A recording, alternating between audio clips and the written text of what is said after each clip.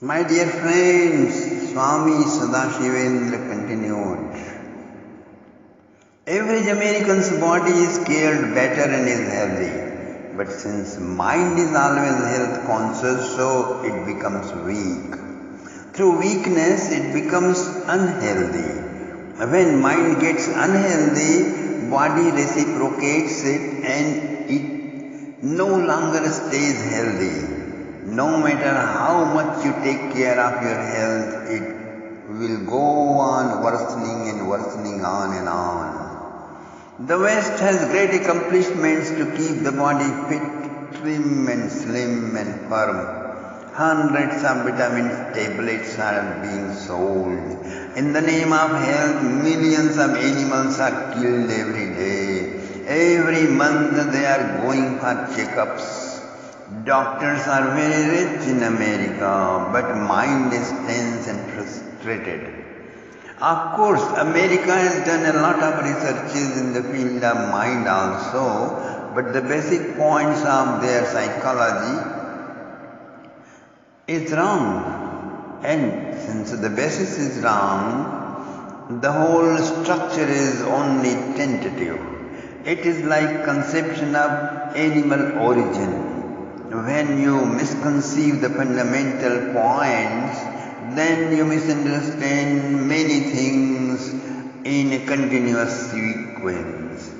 It goes on in series of mistakes, and these mistakes and complicated things make systems of society.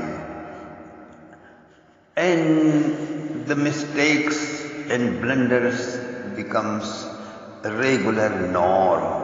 And then these misunderstanding and unhealthy style of life becomes a fashion. It makes a culture, it makes civilization. And in such civilization, only a terroristic religion, a cult, a dharma which teaches terrorism, that only appeals. When it is established as parts of very lifestyle of an advanced modern man, when it becomes a style of heroes in movies and television, how can you get rid of them? Because of these series of mistakes and blunders, individual freedom is missing in the West. True knowledge of history is missing. True conception of health is missing. Therefore, the mind is not in a good condition in the West. Without having mind in its perfect state, trying to keep the body perfect with most nourishing food, vitamins, and different kinds of meats and eggs and fish, accompanied with good doctor care, all go in vain like pouring tea in bottomless hollow cup. The same way in India, the mind is strong, body is not cared enough. As in the West, health fear is introduced from childhood. The same way in India, mental strength associated with body carelessness is introduced from the childhood. Average is the same. America is physically healthy, but whatever diseases are there, they are all due to mental bankruptcy. India is also physically healthy, but all that, whatever it has, is the gift of mental strength, and whatever disease there are, they are due to physical bankruptcy or uncleanliness or carelessness of health rules. Dr. Jonathan, you have to understand these both dimensions of living and come to a harmonious point. Then you can understand what is health. Swami Sadashivendra stopped. Harmonious conclusion, harmony between the two. Doctor questioned. Yes, you too accept that without psychological cleanups, man cannot achieve perfect health, don't you? Swamiji asked. Yes, sir, that's right, but is that possible? Doctor asked. I ask you, because you believe that very nature of human being is animalistic. He comes from the apes, and so violence, sex, greed is inseparable part of him. The more he would try to evolve more, he would suppress. Complete psychological cleanup. Is that possible without brainwash? Absolutely possible. It is possible. Swami Sadashivendra replied, if human being can get rid of the foolish obstinacy of keeping himself busy in the garbages of vibrations regarding past and future, if he can care enough to learn to enter into a weightless, timeless, and egoless dimension of his own unexplored part of personality, which is called mystic trance or samadhi through meditation, and remains intensively engaged in one's duties according to the Vedic literatures, and remains intensively engaged in one's duties according to intergalactic history. In this way, his all actions are performed in full harmony between physical and mental health. Listen, doctor, mind loses its health by craving for things through stormy urges for particular situation, person or thing. By the lust for necessities of life, mind becomes unhealthy, okay? And these necessities are always one's own projection, because necessities are always relative. According to economics, Marshall says $1 million can be necessity to someone, for others it can be comfort, still for another one it can be luxury. One should understand what is his real necessity. How to know, sir? Doctor asked. And the Swami said, it can be understood by attending classes on Vedic literatures, Bhagavad Katha. So, the conception of necessity has to be clear. What is the symptom of the clarity of understanding through which one decides quickly and precisely that what is the real necessity? To understand profoundly, first of all, that nothing in the world is so necessary. Only the experience of your true self is necessary, and remember it always. Second point is to do only those activities, meet only those people, read only those literatures, go only those places which strengthens the experience of your true self. So much so that it should be infused in your conscious mind. The third point is the performance of one's duties, which should be understood according to the Vedic literature. Experience the mystic trance is like figure 1, and then second and third points are like putting zero on and on and on. It goes on increasing in millions, but if there is no experience of mystic trance at the first place, you are putting the zero before the figure. That means without experience of mystic trance, you go on accumulating big bungalow, car, prosperity, millions of dollars. Then this is like useless. Anything. It is waste of time. That is what the people are doing in the world. That is why everybody feels empty-handed in the dangerous situation of life, or on the bath and on the deathbed. He may be a millionaire, billionaire, or highly popular movie star who had been surrounded by thousands of people throughout his lifetime. But feeling of emptiness, rootlessness is inevitable. Look at the life of Hitler, look at the life of Gandhi, look at the life of all the great popular people. He may be a great scientist, president of richest country, always waited upon by thousands of people, but at the deathbed he passes through that darkest experience of utter helplessness, great sorrow and disappointment. Why? Because in his whole life only zero has been handled. They did not care for the figure one. This figure one is the experience of your true self in the rock bottom of your own being. That is the origin of health, asbestos on health. Your real aimness, the Atman, that is what Christ means when he says, seek ye first and all else will be added unto thee. When you have got figure one, the zeros come automatically. They are parts of relative life. Don't have to worry about them.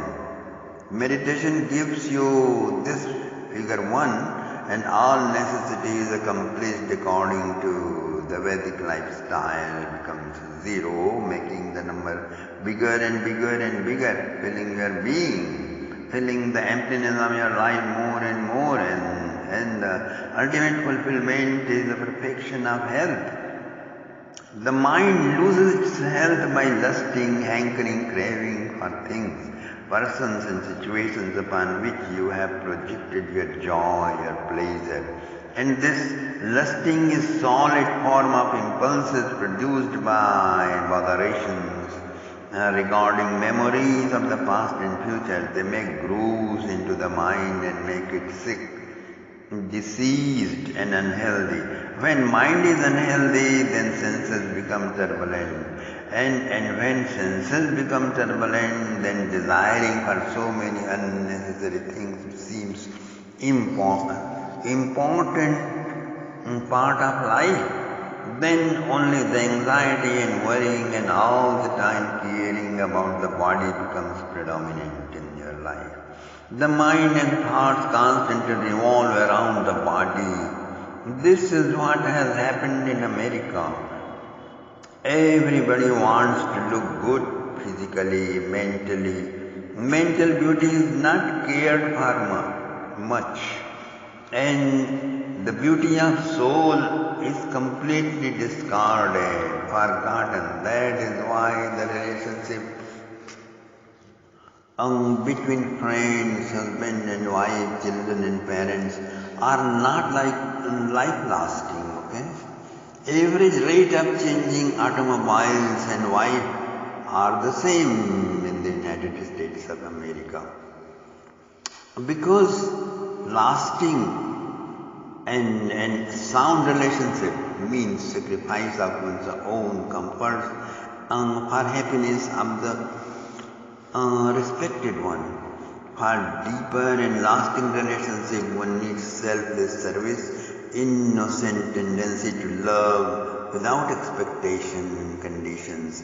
And this is the beauty of mind, a natural tendency to help and serve others without expectation is the beauty of mind.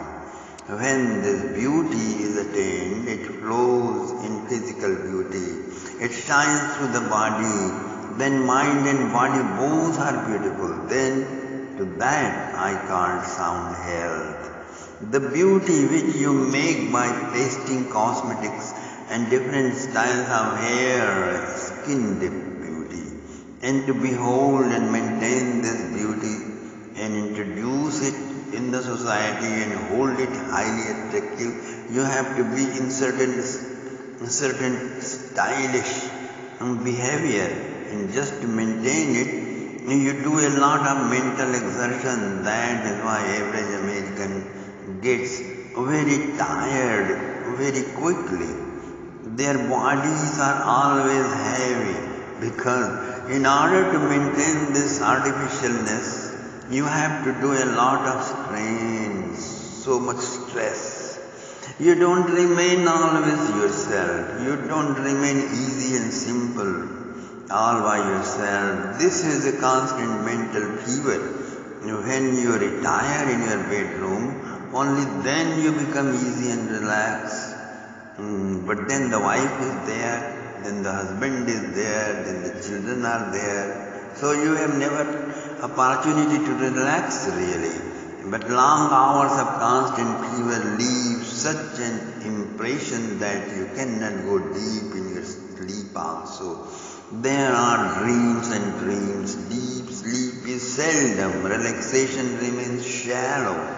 That is why soon in future it will be a prophetic. Someone who can sleep deeply is like a prophet. Someone who can have orgasm in their relationship, they can be like a prophet. Okay? So, don't fall down that deeply, that low. That is why average American sleeps for a long time and still complains for not having enough rest. Because the whole system is sick. That is why you will not find customers of higher philosophy and greater knowledge of wisdom of the Vedas or incredible wisdom of India in the Western countries. If you preach true wisdom, nobody will come. If they come, they will keep dozing.